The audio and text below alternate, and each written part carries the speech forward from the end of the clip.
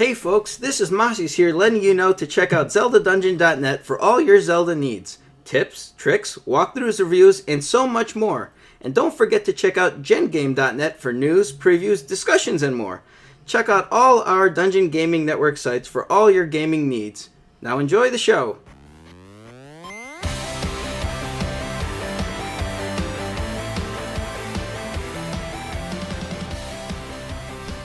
Alright, hello and welcome one and all. Tony here from Forward Compatible, along with my fellow podcasters Jason and Mark. And today, we have a wonderful treat for you guys.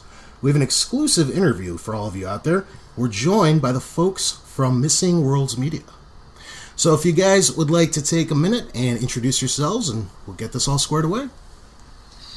Alright, I am Cameron, quote-unquote, Sedgev Stormlord Johnson. I'm the studio director at Missing Worlds Media, which basically means that I work with the other people to make sure that everything's going in the same direction and that we all keep focused on our goal. Very cool. I guess I'll go next. Hi, I'm Jessica /Yoko. It's a lovely backstory you probably don't want to hear. Nitrinio Weaver, and I'm the art lead /art director. And I am in charge of all 2D and 3D hard assets that go into the game. Very cool.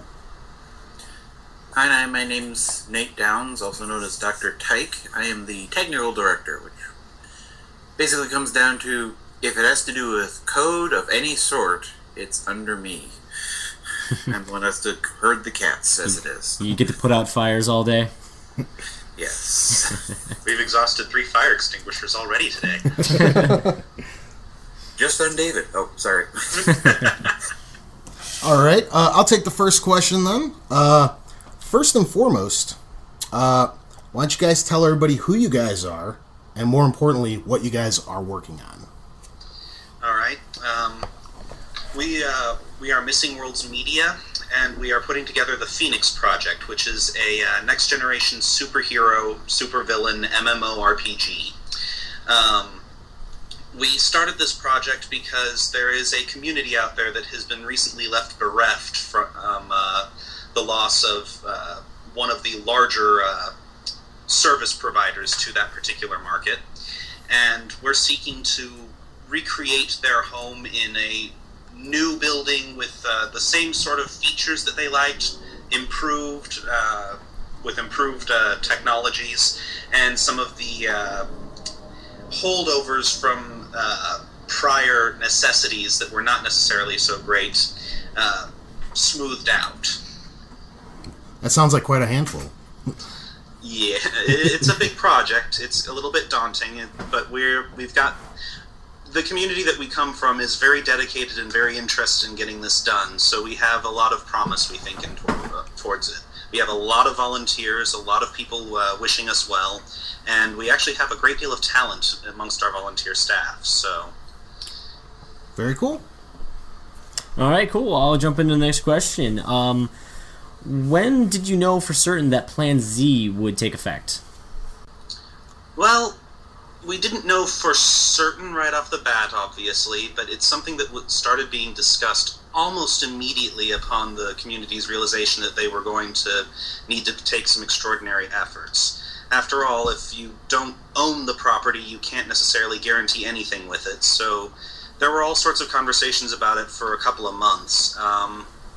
We really came together as a group by mid-October, and through November and December we congealed it and started organizing. Excellent. Very nice. And roughly about how far into current development would you guys say that you are? Roughly on schedule. Are you guys close to Alpha yet, or where are you at? Oh no, Alpha's going to be quite some time off. The first thing we're looking to produce is actually the avatar builder. The costume creator has always been a very integral part of any comic book supers-based MMO, because there are just so many things that people can do with it, and it's almost a minigame unto itself. Oh yeah, definitely. So we're going to release that first, and we're aiming for that sometime in the middle of next year. Yeah, personal customization is always huge. Okay.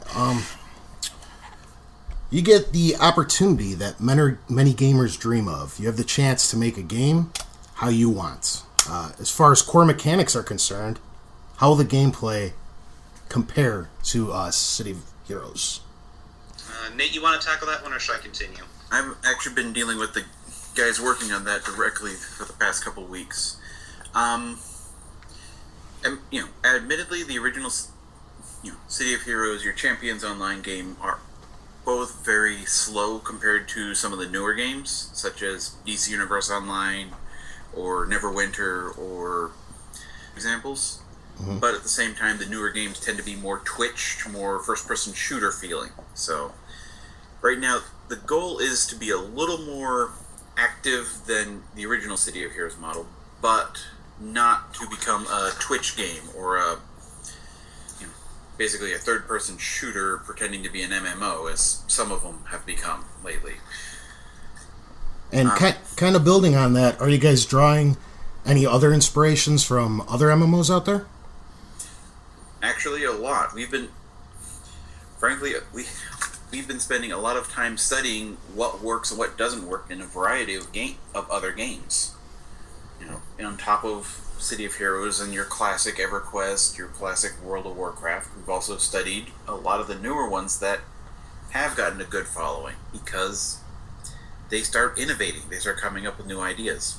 Unfortunately, a lot of them don't come up with new ideas. They just kind of imitate the last guy that came along. Yeah, that seems to be the case a lot of the time. Building on pre-existing ideas, yeah. Yeah, how many WoW clones can the market handle, Am I supposed to count them? Because it's been quite a few. Well, fortunately, our own core inspiration that our community comes from is expecting actually came out slightly before World of Warcraft, so we have a legacy to draw on that is a little bit distinct. You asked how familiar it should feel and play style. It should. People aren't going to walk into it and say, "Oh, this is a clone of the prior game." There are a number of reasons why that is simply impossible, and others why that would be undesirable. Yeah. But people should be able to step in and say, "Oh, I can select my superpowers, I can build my character the way I want to, and I kind of enjoy the feel of it." Nate really referenced the way that the game... lost my train of thought there. Oh, that's right. Nate was referencing the pacing of the game, and one of the things that we're trying to aim for is to make it so that casual players have an easier time getting into the game if they haven't played this sort of thing before.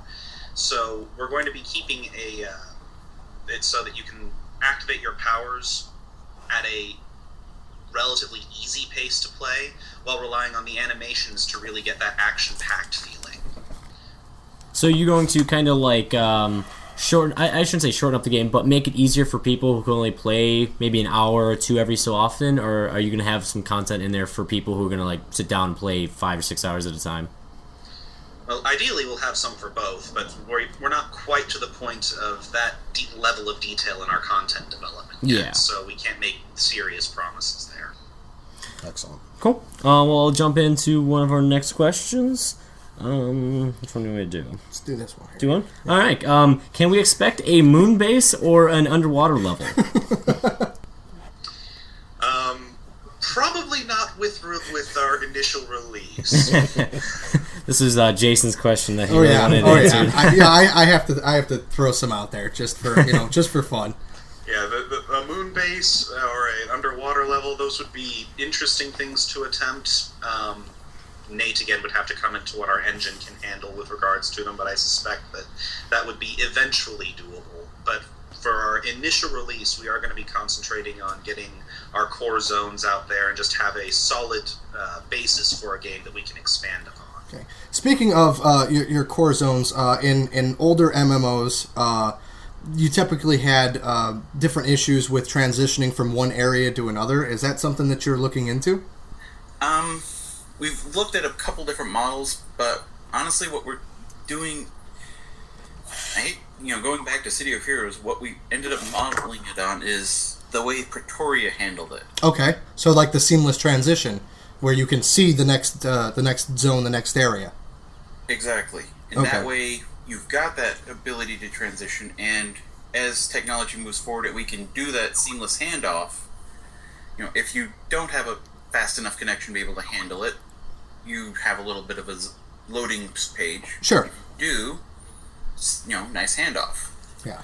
But essentially, you're not going to have like a giant wall in your face where you have to go through a specific entry point. You'd like to have that more open, have a more natural transition there.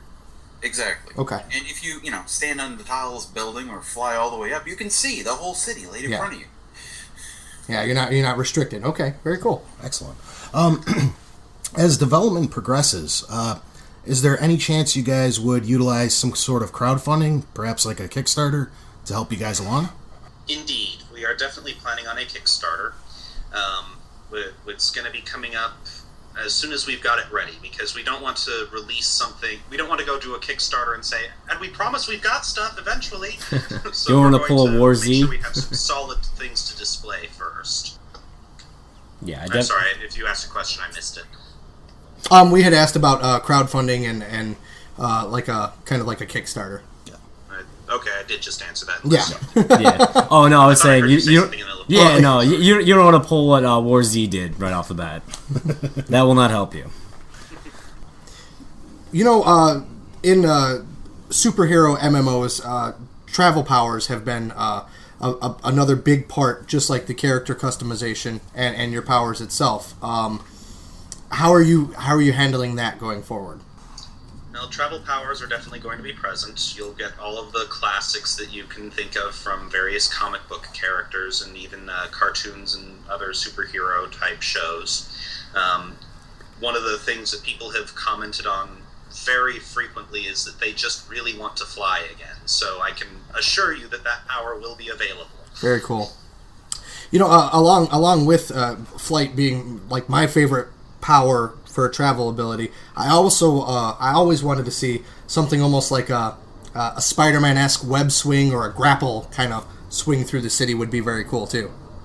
And Nate's actually looked into that one, I think. Nate, you want to comment on that? Well, the engine can handle it. It comes down to just getting the animation right with it. Sure. But, if we can make it work, we're going to get it in there. Very nice. It's going to be, sitting down with the art, working it out. It's going to be fun. I think it amounts mostly to swinging along on a lanyard or something, laying out there. Mechanically speaking, it's effectively the way that certain characters who use that get away with flying. So it's almost a reskin of the flying power, but I'm not certain that we would code it that way or if it would have to be its own separate thing. Okay. So we'd have to investigate that a little bit more. So next question I got for you: how many classes do you guys have planned currently? It's an the way we actually settled down was we looked at the way other games work. You've got your City of Heroes archetype system. You've got your Champions Online, really not that structurally good archetype system. Yeah. You've got DC Universe Online, which makes Champions look completely open-ended by comparison. Yeah. And what we started doing is distilling what it was each of these did. And while we were doing this, we noticed something with the old City of Heroes model is you technically had 3 identical classes that were only differentiated by their inherent design, the bonus each ones get. Mm-hmm. You got your Stalker, your Scrapper, and your Brute, all functionally the same. They've got defense and melee for their abilities. Very cool. So we started distilling it down, and we started realizing we can actually start putting this together and do a classification by your primary capability and a specification. You're kind of specializing with the secondary. We started going, well, let's try and mesh this up. Let's see if we can come up with something a little more interesting. So you don't have, if you're pets, you've only got one selection for what you can be. And what we came up with was a model that has, when you choose your classification, your primary power ability, you now have a choice of 3 different categories for your secondary. And then you've got your selection of powers under each of them. So it gives us a little more flexibility, a little more options with it. It comes down to about 18 different classes that you can play. Then you can further customize them on top of that. Yeah, that sounds extremely interesting. Kind of building off that, where you're kind of segueing into it a bit, are you guys planning on sticking with the traditional good guy versus bad guy scenario, or can we expect to see the lines blurred a bit more? Oh, lines are very blurred. Well, lines are. We need to be careful about in talking about that, because when you talk about lines being blurred, there are two ways you can interpret it. We are definitely going for a game and a setting where messages about good and evil are very clear. This isn't some sort of deconstruction of the superhero genre where half the heroes are really just villains that happen to accidentally do good, and half the villains are heroes who just use evil methods or something like that. Mm-hmm. We have a clear division of good versus evil, but we allow characters through their choices to slide along that spectrum so that they... I suppose land is not quite the right word, but I suppose settle where, based on their actions, in the appropriate level of hero or villain or vigilante or scoundrel or what have you, so that people can choose what kind of character they want to play, how they use their powers for good or for evil, for selfish purposes or to help others. And there will be clear choices without making them cartoonishly silly choices like help the peasant or smite the peasant. You guys just had your first panel in Seattle recently, correct? Mm-hmm. How did that go? Quite well, actually. It was really quite entertaining for us. We had a great time. It was neat because we ran into people there who had not heard of us before that panel, so it was nice to see our audience broaden just a little bit, and we got some really good conversation with them, I think, in terms of what people want to see and what people want to do. We even came up with a possible idea for some of our in-game mechanics as we're going forward. The idea of using trophies that you pick up from stopping bad guys or from your own heists that you can use as base decorations that the game kind of keeps track of in order to help turn what might have just been a random enemy that you encountered into a recurring rogues gallery member. Very cool, very cool. I couldn't help but hear you mention base items. So there is some type of planned bases or hideouts or something along those lines? Absolutely. In fact, the second product along our release schedule that we're planning, after we get the avatar builder out there, we want to get a base builder out there. And this will be a tool that you can acquire base components for in order to build your base, much like you can in several other games where they have living spaces. Okay. And the idea is that we're going to develop this tool so that it is also the same tool that our developers will use in building the city, in designing mission levels, etc. So that we, as we build this tool, we are focusing our work towards getting the actual game done and accelerating our progress, while also releasing something for our audience to enjoy in the meantime. That is phenomenal. Post the Seattle conference, what kind of community support have you guys seen? Generally, our community has been very active and supportive all throughout, so while people were very excited after the Seattle conference, I wouldn't say that we've seen a huge upsurge in it, but we have seen some of our audience get even more excited than they were before. Yeah. That's always good. Although I did get an amusement over the fact that after the Seattle thing, everybody seemed to want to suddenly make a fan club for my beard. It's like, I saw the picture. Yes, there was an upsurge of beard support after the Seattle meeting. So is the beard going to be selectable as an avatar item?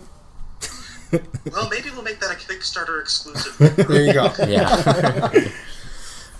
So my next question is actually going to be to Yoko, since you're the art lead. What kind of art style are you trying to accomplish? Right now, we're looking into not going fully realistic, simply because everyone right now is doing realism. Is trying to get as close to realism as they can, and what we want to do with the art style is stand out. from all the other MMOs. And so we're going in for a semi-realistic type of style that it's really kind of hard to explain. Especially since we don't have any actual samples that we could show you. But it's semi-realistic, yes. And especially in the environment textures, we plan on using textures taken from life and such like that. Just generally makes things easier. Proportional wise, the character avatars will be realistic. From you could make a character that is anorexic or looks anorexic because of whatever with their powers, or maybe you have an overweight character who's I don't know, Mr. Incredible, basically. Yeah, he's Mr. Incredible, or maybe he's Chef Gusteau who fell into a pot of acid. I don't know. Just a giant hamlock for a hammer. Yes. But we intend to have a lot more freedom with our characters and being able to make them as versatile as possible while still keeping it within the general realms of reality. Okay. So nothing too larger than life, but for the most part still semi-realistic. Mm-hmm. Okay. With there being other superhero MMOs currently on the market and in development, what are your goals to stand out and stand apart from what's currently available and what's in development? Well, obviously we're not privy to all of this secret information of the things that are in development, so we can't comment too much on that. But we've already talked a bit about the base builder and how we're hoping to integrate some of the elements of what you build into your base to help advance the story of your character. Generally speaking, what we're looking to do is examine what it is that superheroes, supervillains, these kinds of characters do in order to advance their own stories. So heroes don't typically walk up to somebody and say, "Can you please give me a mission? Thank you for the mission." And go off and do it. Not in comic books anyway. Sometimes they'll be approached by somebody like that. So we're still going to have a few contacts who just hand out a complete mission occasionally. But what we're looking at is something we're calling the leads or clues system. We're still waffling a bit on the name for those, but we're leaning a little more towards leads at the moment, where you gather these leads and then put them together, and in the process of investigating them by putting them together, you discover a mission. Mechanically speaking, it's kind of like a craft system, but you put these things together and you quote-unquote craft a mission. And story-wise, what you've done as a hero is you've uncovered 3 or 4 different things that all point in one direction, and you realize that you have to go down to the docks to stop your arch nemesis, the flaming clown, from burning down the orphanage or something. So he always tries that. So essentially, you're playing almost like a role of a detective. You're piecing together the different clues, or as you said, leads to kind of get to the conclusion of that story. Yes, and the leads can be picked up from contacts who will give you tips or what have you, or they can be found by doing some street sweeping and beating up some thugs, and, oh look, you beat up these thugs and discovered this matchbook with your arch nemesis's face on it and the address of the docks on the back or something. And you can even pick them up from other mission conclusions or during missions and realize that this mission leads them, and realize that the rabbit hole goes deeper or something. Do you guys think that we will see any type of an enhancement system? You mean the ability to improve your powers? Yes. Yes. We've actually called our system the boost system. It's not in the same vein as, well, it is in a similar vein to like the City of Heroes or the Champions model, but it's still in the very rough stages. We're trying to get one of the things we've talked about is diminishing returns. If you enhance the ability of the same type of boost multiple times, every time you do it, it starts getting weaker and weaker. No, I understand. Yeah, it's a little too early to tell, right? Yeah. But I mean, that's one of the bits we've got it down. We haven't got exact numbers on it, but that's one of the areas we've got nailed down so far. We're still getting it down pat. I mean, we have to get the powers completely down before we start talking how we are going to improve upon them. Sure. You got to get it dialed in first. Right. Yeah, but we are definitely leaning more towards a system of improving your powers through the things you acquire, rather than a system of you strap on gear and suddenly you have a +1 sword that gives you 13 strength or something like that. Yeah. So we are not going for a gear-based system. We're going for something that fits a bit better with the super-powered modern genre. So almost like a natural progression of the character as he develops. Mm-hmm. Okay. And that since everything can be boosted in different ways, you know, two identical characters will start out one way. By the time you hit level cap, they'll be completely different. That would be pretty cool. Are you wanting me to ask this? Go All right. So Jason wants me to do this next one here. So we got, will there be a Mercedes Lackey NPC or any other Easter eggs that we can expect? A Matt Miller contract or a billboard for Ford compatible? Funny you should mention both Easter eggs and billboards. I'll let Nate tackle the Easter eggs first. Are there going to be Easter eggs? Yes. What are they? We are not going to reveal. Oh, as you shouldn't. Cover. Well, I'm thinking pastel myself. But yes, we were Easter just eggs? discussing Easter eggs earlier. You know, it's really funny because we were actually not talking about them that long ago today. Yep. You know, in particular, something about strange chairs with 4 different colored ribbons around a table of pizza in the middle of the sewers. Good placement. That'd be awesome. I just figure there's a problem with giant rats somewhere down there myself. But yeah, funny you should mention billboards. If Ford Compatible would like a billboard, there are in-game advertising agencies that would be happy to sell them one. I think that's definitely an avenue that we'll be looking into. Hey, we can even get like a radio station going for you. All right. One final question for you guys. Are there any exclusives that you guys would care to share with us?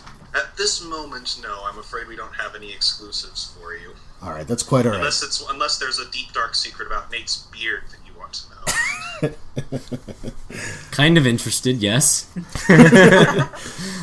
All right. Well, we want to thank. See, it's the source of his powers. Oh, okay. Well, there is that mission that people talked about involving the beard. Beard takes over. Was that one? That would be an excellent idea for an expansion. The beard is like a symbiote.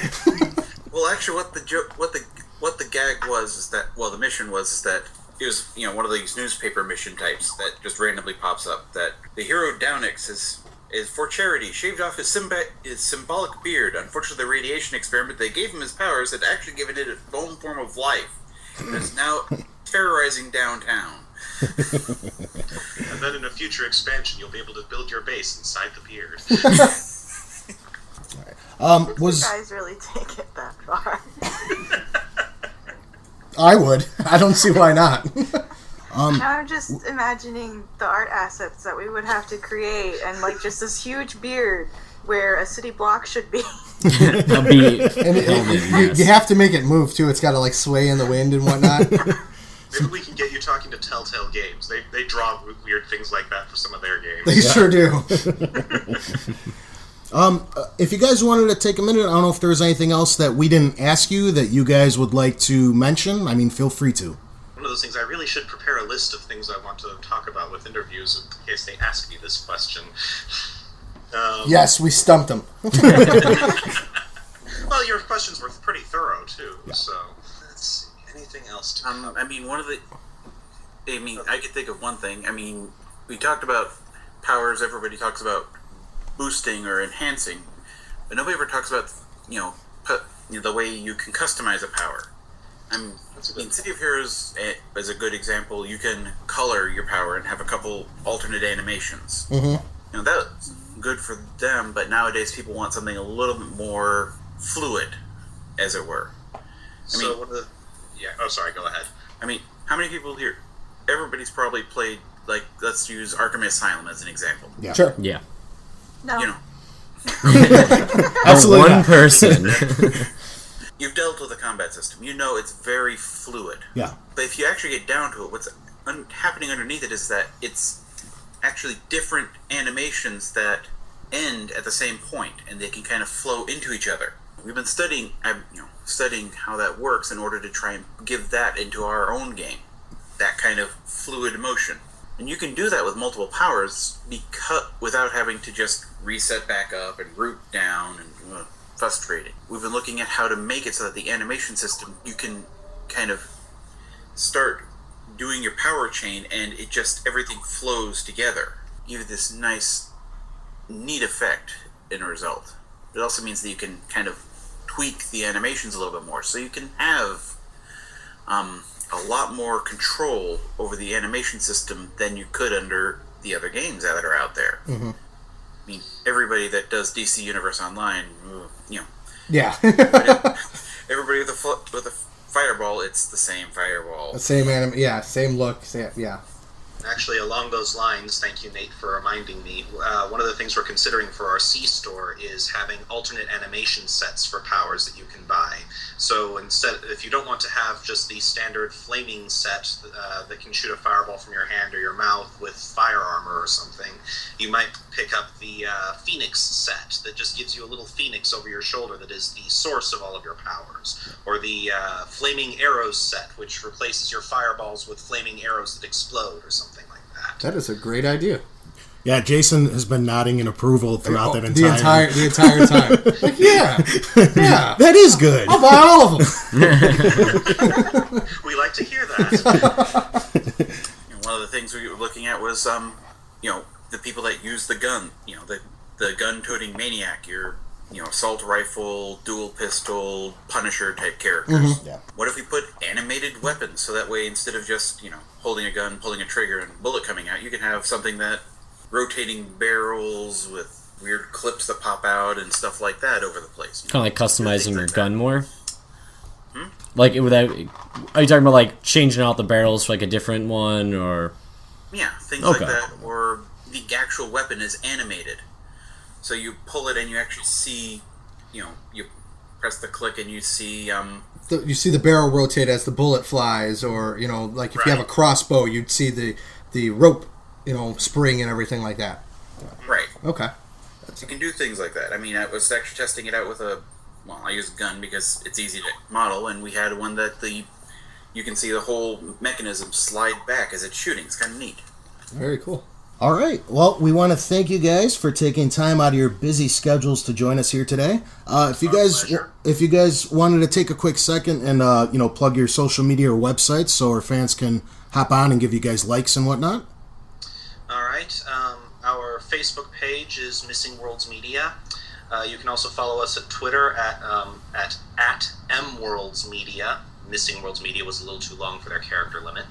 We know how that feels. And our website is currently undergoing a little bit of reconstruction, but missingworldsmedia.com/forums will take you to our forums where a lot of our lively discussion goes on.